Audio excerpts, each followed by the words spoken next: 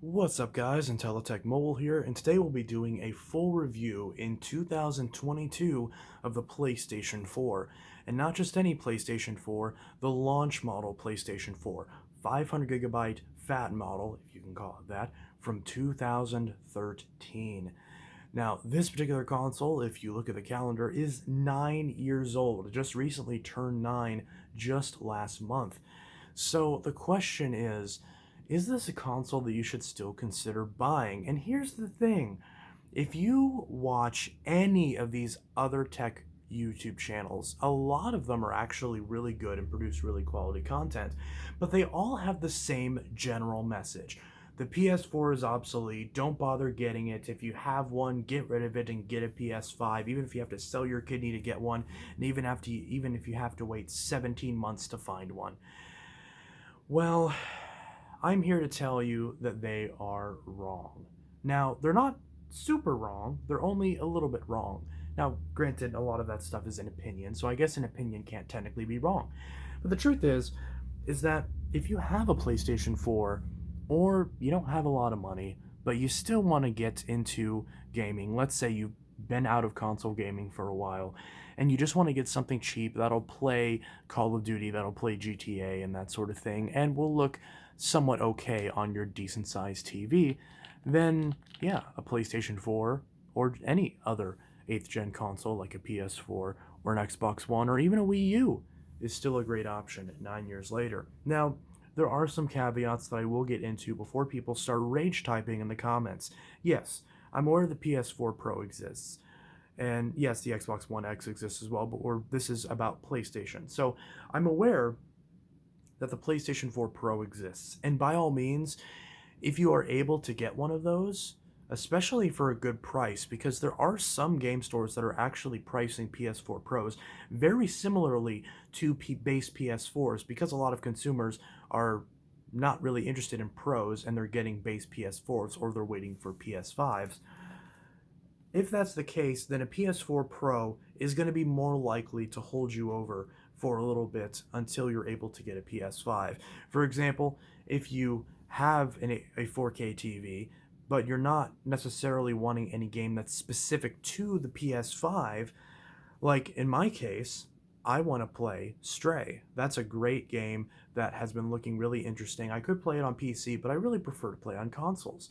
So that game, for example, is one where I bought this PS4 under the impression that I buy that game. It's not super graphically intensive, and I can always run it on my PS5 later with backwards compatibility whenever I do upgrade. So that's one use case where buying a PS4 right now could make a ton of sense. Now, before I get into whether or not you should buy a PS4 in today's day and age, it's important to talk about the pricing. Because here's the thing, in my experience at least, and let me know in the comments if your experience has been different, but technically speaking, you can still buy, or at least you're supposed to be able to buy PS4 Slims brand new. Now, the Pros are pretty much discontinued at this point. Obviously, the fat one is gone, but this review is pretty much identical as far as whether it applies to the Slim or the fat. I just have the fat here since this is the oldest PS4. So you're supposed to be able to still get PS4s, but I have not been able to find one anywhere. In fact, we're at the point now where when I go to my local Target or any place like that, I see PS5s on the shelf, especially digital ones, but even disc ones. I see them on the shelves now. Well, not on the shelves, they're in locked cases, but you get the idea. My local Walmart does not sell any of the new consoles. That doesn't mean they're not in stock, it just means you have to buy them online.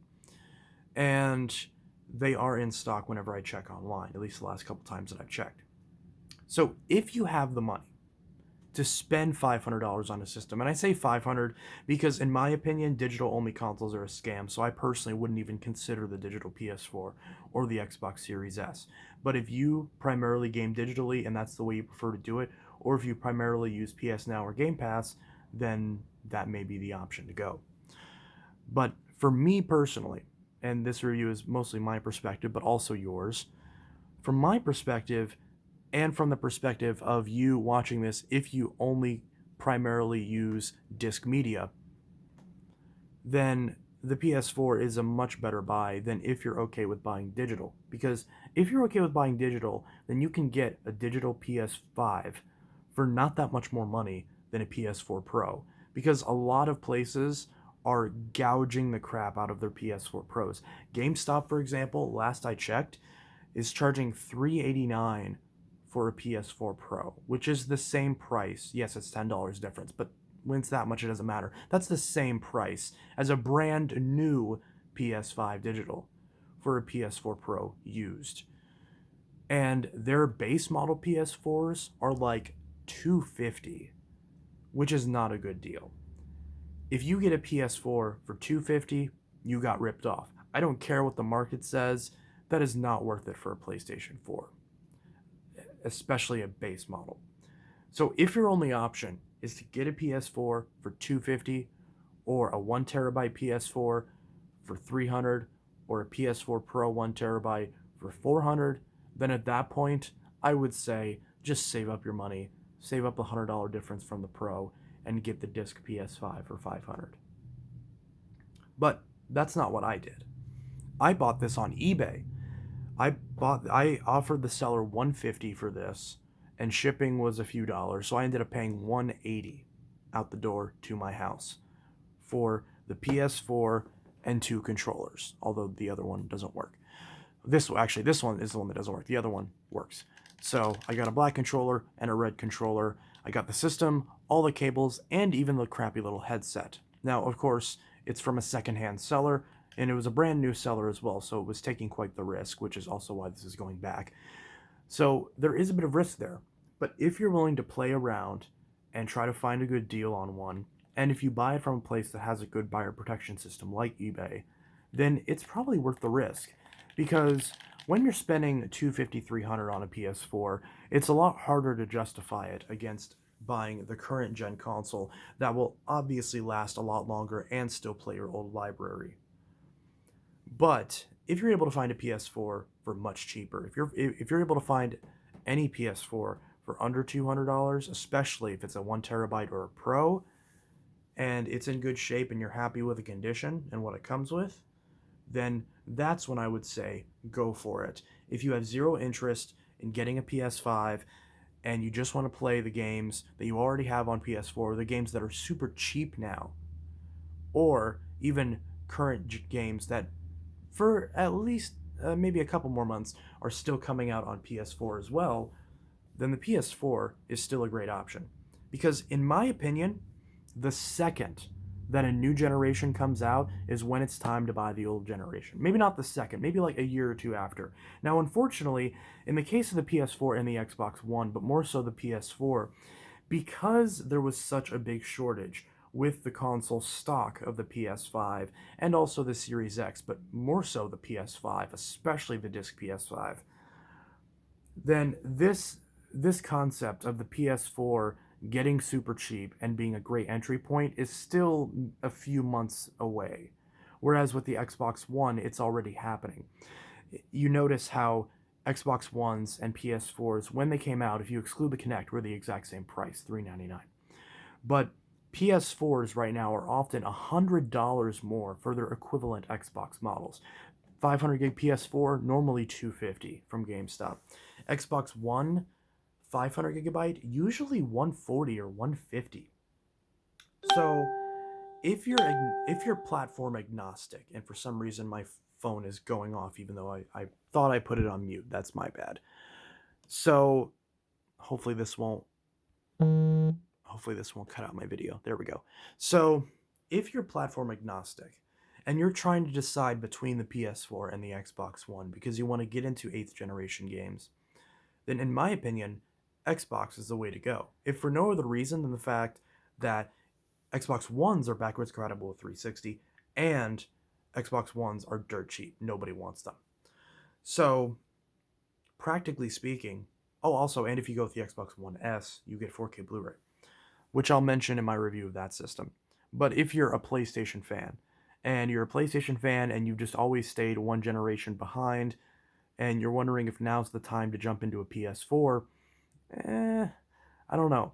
If you can find a deal, like I mentioned, where you can get one of these for around 150 to 200, depending on the variant, whether it's a normal one slash slim, 500 gig, a 1 terabyte, or a pro, then if you can find a good price, go for it.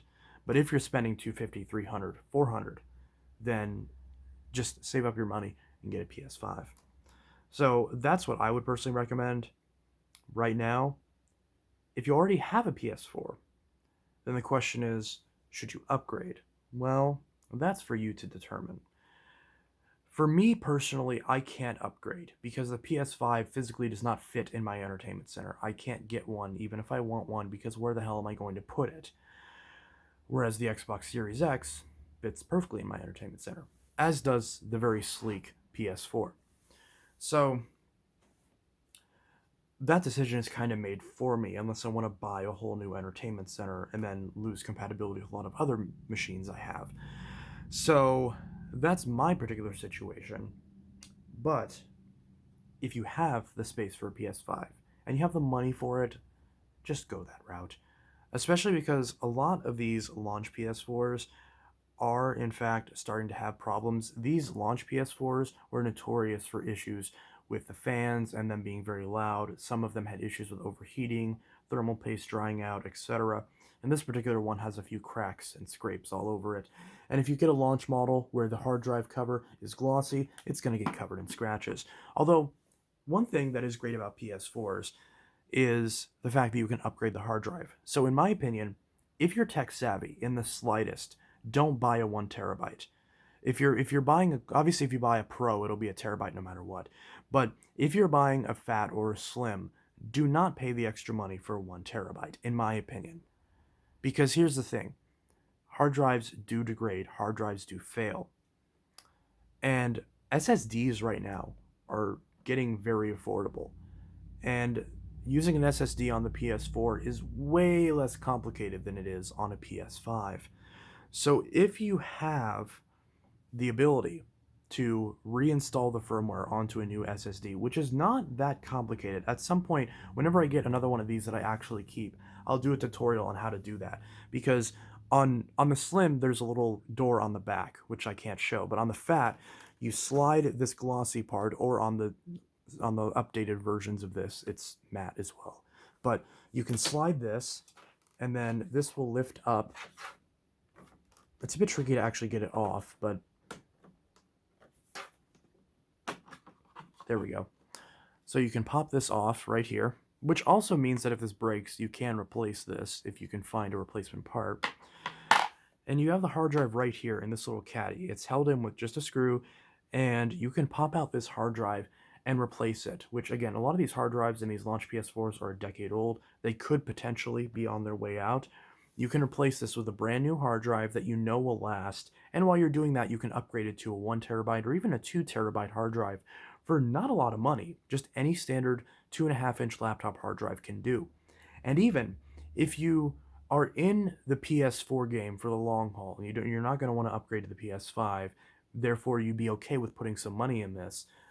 One advantage to these consoles, unlike the Xboxes, is that these are way easier to upgrade. And like I just mentioned how you can replace the hard drive, you can also replace it with an SSD. Of course, it'd be a SATA SSD, but you can make the PS4 feel buttery smooth and super fast and load your games much faster. If you're willing to invest in an SSD, you can put an SSD in here, and that will make your performance skyrocket. Now, it's not going to, of course, make the GPU any more powerful, but if you're primarily concerned with wanting to upgrade to a PS5 is, oh, I already have all the games I want to play, but I don't like how long my PS4 takes to load. If that's the case, then get yourself one of these SSDs. Or not one of these, but get yourself an SSD and pop it in here. And again, at some point down the road, I will do a tutorial on that. There probably is another channel that's done a tutorial, so if I can find one, I will link it in the description. So that would be one way that you would get a lot of life extended out of your PS4. And now, some people may complain and say this video is a little bit convoluted and be like, what's the point of all this? You're rambling on about nothing. why are you talking about the PS4? It's old, it's obsolete. Because I got a lot of those comments whenever I showed off my Xbox One X not working with Modern Warfare 2. I got a lot of people that said, "Hey, this console's obsolete. Get a Series X." And here, in my case, I was able to get a Series X. It took a while, but I was able to get one. But here's the thing, not everyone is able to just drop a ton of money on a brand new console. There's a lot of people out there where they have the budget to drop money on a $60 game every maybe 3 or 6 months, but that's most people. There's not a lot of people out there, especially in today's day and age, that are able to just drop a bunch of money on a new console. So if you're one of those people and you have a PS4 and you feel pressured by the gaming community as a whole to upgrade when you're not financially ready to, dude, it's fine. Keep your PS4, enjoy it. There is no shame in having an old system. There is no shame in having a system that used to be new that is no longer new. If it gives you the experience that you enjoy and you're happy with it, then keep being happy with it. I'm so tired of seeing all this toxicity about people who want to hold on to their old systems and maybe aren't ready to upgrade yet, if at all. If there are no PS5 exclusives that you care about and you're happy with the way the PS4 looks on your current TV, then there's no practical reason for you to upgrade, even if the PS5 is better, which it obviously is. So that's an important thing to keep in mind. If you had a PS4 and your PS4 just died and you don't have a place near you that's able to fix it and you're wanting to just replace it with another PS4, there's no shame in doing that. Now, again, I would advise trying to find one for less than the price that they're going for at GameStop. I wouldn't recommend buying any console at GameStop. Their their warranty is trash. Their consoles are usually in horrible condition. There's no practical reason to buy a system from GameStop. But if you have a local game store or even a chain that's not as big as GameStop, like Disc Replay or Vintage Stock, then even if those places aren't ideal, and I've had bad experience with both those places specifically, it's at least not GameStop. And you'll at least get it for a bit of a better deal, although not much of a better deal. In the case of Disc Replay, their prices are about the same. But you can at least have the benefit of supporting a somewhat more local place. So, what's my conclusion with this video? Because I've been rambling all over the place. So, what's my overall conclusion about the PS4 in 2022, going into 2023? Well, here's the thing. 9 years later, it's still an awesome system. It looks sleek. The controller is super comfortable. This is the first time that the PlayStation systems actually had a good controller, in my opinion. Part of the reason why I've always been an Xbox person is because the PS1, the PS2, and the PS3 controllers are trash. Sorry, it's just my opinion. They are uncomfortable, they're way too small, they're not designed well, there's too many sharp corners, and the triggers on the PS3 controller are so trash that so many games don't even bother to use them as triggers by default. So that's where the PS4 changed that. This is an amazing controller, and the PS5 controller is even better, but the PS4 controller is no slouch. However, here's one unfortunate thing about the PS4 that I've experienced greatly, is that the reliability of PS4 controllers is horrible. So many of these have broken. My local game shop has like dozens of these that are broken, all with bad face buttons, bad thumbsticks, the actual covering of the thumbsticks worn away, which was more of a problem with the launch controllers. The new ones don't have that problem as much. Triggers breaking, the touchpad breaking, and micro USB port breaking, which, yeah, this micro USB port is prone to failure. On this particular one, I have to actually lean the controller off of a table for it to charge, because any pressure on the port makes it not register. For a while, I thought the controller was dead, and the seller accused me of being stupid and not knowing how to charge a controller, when in reality the port is just going bad. Also, the batteries in these controllers wear out. And I've gotten into some debates, not really debates, but just sort of people who want to be argumentative for the sake of being argumentative that don't really make a lot of sense, where they say, well, at least these are better because even if batteries die and you can't fix it and you have to toss the controller if you can't find a replacement battery or take it all the way apart to replace the battery, that's still better than having to buy AA's. Let me show you something. Rechargeable AA's. Anyways, so I'm not a fan personally of the fact that you cannot access the battery in here and the fact that it's a proprietary battery. But there are a lot of people that prefer having a rechargeable battery without you having to buy anything extra. For me personally, I prefer to have external batteries that I can just charge outside the controller and then immediately swap out whenever they go dead and charge them up with other batteries. And yeah, there are such things as rechargeable AA's that do fix that problem, even if you don't want to buy plug-in charge kits, and in that case, you don't wear out the port. So, look, that's not something that this isn't a fanboy war. What I'm saying is that it's just an objective thing that is objectively better that you have access to replace the battery on your phone or on your, well, that too, but also your controller. So I wish that people would be more on Sony's ass about making the batteries in the PS5 controllers actually user changeable, because that's a problem. But Sony doesn't want to do that because they know that if your battery dies, it's more profitable if you throw away the controller and buy another one. Or if they don't sell the controller anymore, like with the PS3, they hope you'll just get rid of the whole console and upgrade to whatever the newest console is. So, I don't like that. But other than that, oh, and the fact you can also use any headset you want, which is really nice. But other than that, I do love the PS4 controller. But that is one thing to keep in mind, is that when you are buying a used PS4, these controllers break all the time.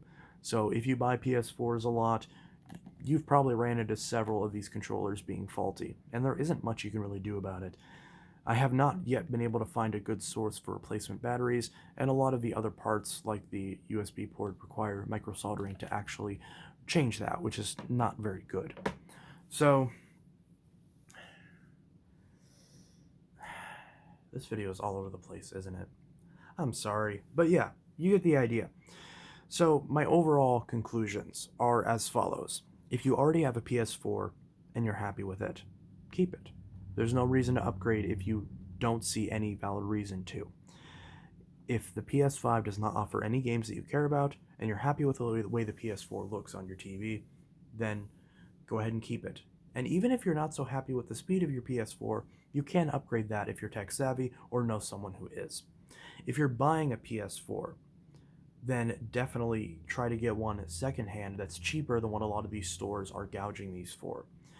People are taking advantage of the fact that people still like PS4 and are then trying to gouge prices. Do not pay those prices, they're not worth it.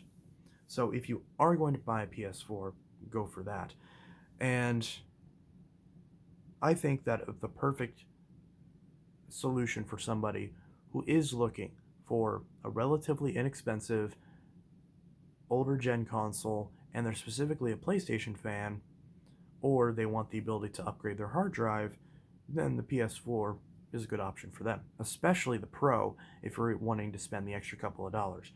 Now, my question that I'm not really sure if anyone has the answer to is, given the fact that the PS4 Pro and the Xbox One X are so much more powerful than their base counterparts, will we get to a point within the next couple years where games drop the base PS4 and Xbox One, but then still support the One X and the PS4 Pro? I feel like that probably wouldn't be a smart move from a marketing perspective, because a lot of consumers are just going to be confused because they see that it says PS4 and Xbox One and not know the difference about what console they have. But I wonder if that's going to be the case, because if we knew for sure that that was going to be a thing, then there'd be a lot better of a case for buying the PS4 Pro over the current PS4. But as of now, I don't know about the PS4 Pro. I will review one at some point next year, but as far as the lowest common denominator, the standard PS4, I could say for the right price, it gets a recommendation in 2022, going into 2023. Although, me personally, for the price that I paid for this, for the 180, had this particular console not had the problems that it has, I'd be very happy with it, and I'd be having a lot of fun with it right now. But because this particular console has an issue where the fan is really loud in it, and the controller doesn't work, and it's just being a little bit sketchy, I'm going to go ahead and send it back. So, that's pretty much that. This is my full in-depth review of the PlayStation 4 in 2022. I also forgot to mention that there's also one other thing you should be always looking at when you're buying a console that's this old, is there are a couple weak points on the PS4 that are prone to breaking. The disk drive, this particular disk drive has issues with pulling in discs, so a lot of times these can break. And if the laser on your PS4 fails, just like the Xboxes, unfortunately the laser is married to the motherboard, so there isn't a very easy way to replace that drive. These USB ports on the front are okay. I haven't heard any issues with these capacitive buttons breaking. And on the back, there are a couple problem points, but there's also a couple good ones as well. So on the back, we can see we have a standard double barrel power connector, which is great. So it means you can actually buy one of these console only for a really good price. And if you have an HDMI and a double barrel cable lying around, which you probably do, you can save a nice chunk of change on that. And if you decide that you don't want a used controller, while the consoles you can't find anymore, you can still find brand new PS4 controllers all over the place. They're grossly overpriced at $70, but you can still get them. So if you want to save some money and pick up any PS4 for a good price, just console only, you can do that. And I actually recommend that if you, again, have one of these power and HDMI cables nearby and you have a PS4 controller or are planning on buying a new one anyways. So that's probably what I'll end up doing at some point down the road. You have optical audio for, at least on the base, we're talking about the launch PS4 here. You have optical audio for your sound system, Ethernet for audio, or not for audio, Ethernet for internet, which I do recommend, and you have a hookup for the PlayStation camera, which is pretty interesting. HDMI ports on PS4s are prone to going bad all the time, especially if a kid owned the console. So if you do buy one of these, try to get one where they say adult owned, because that is definitely going to be a big factor, although some adults do abuse their stuff too. But it's definitely a problem, so be wary of that. If you get one of these and the HDMI port is really loose, or the power cable, but more so the HDMI is really loose, you might want to exchange it. So that being said, I think we've mentioned all there is as far as buying a PS4, who should buy a PS4, what person it's for, and in what cases you should just upgrade to the PS5 or even the PS4 Pro. So, yeah, the PS4 is a pretty mixed story in 2022, but for the right person, it is still a great console, and there's no shame in still enjoying one if you enjoy it. If you want to wait until your console hits a decade old and upgrade next year when PS5s are readily available, they're starting to get there, but they're not quite there yet, then there's no shame in doing that. And in fact, if I was someone who still had my original PS4 that I still regret trading in because it had PT on it, if I still had my original PS4 from launch, which never had any problems and I took very good care of, then I would still have it. To clarify, if I hadn't got rid of it back when I was still a kid.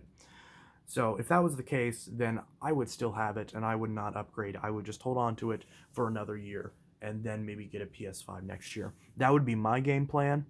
So let me know what your plan is if you have a PS4. When do you plan on upgrading, if ever? What console do you have now out of all of these? And how do you like it? What games have you been playing? Have you noticed anything like that?